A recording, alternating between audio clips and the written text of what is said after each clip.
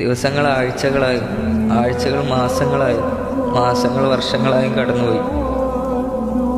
ഞാനിന്ന് ഒറ്റക്ക് കവറിൻ്റെ ഉള്ളിലാണ്.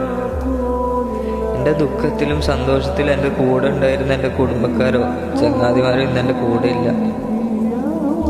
ഞാൻ എൻ്റെ ചോര നീരാക്കി പടർത്തിയെടുത്ത എൻ്റെ സ്വപ്നമായിട്ടുള്ള വീടുണ്ടല്ലോ, അവിടെ ആരൊക്കെയോ താമസിക്കുകയാണ്.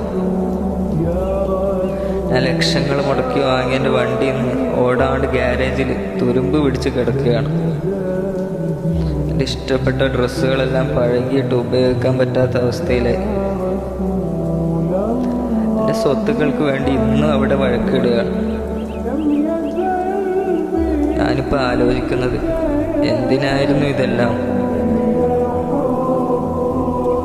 ഇവിടെ ഞാൻ ഒറ്റക്കാണെന്ന് നേരത്തെ പറഞ്ഞില്ലേ, അതിലൊരു ചെറിയ തിരുത്തുണ്ട്.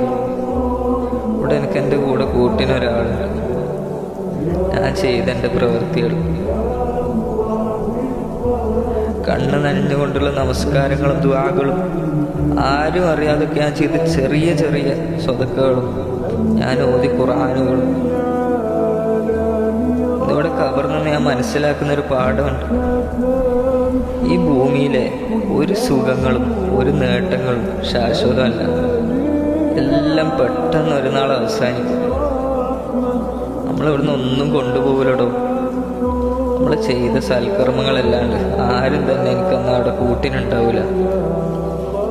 പിന്നെ മരണമെന്നത് ഒരവസാനമല്ലല്ലോ, അതൊരു പുതിയ തുടക്കമല്ലേ.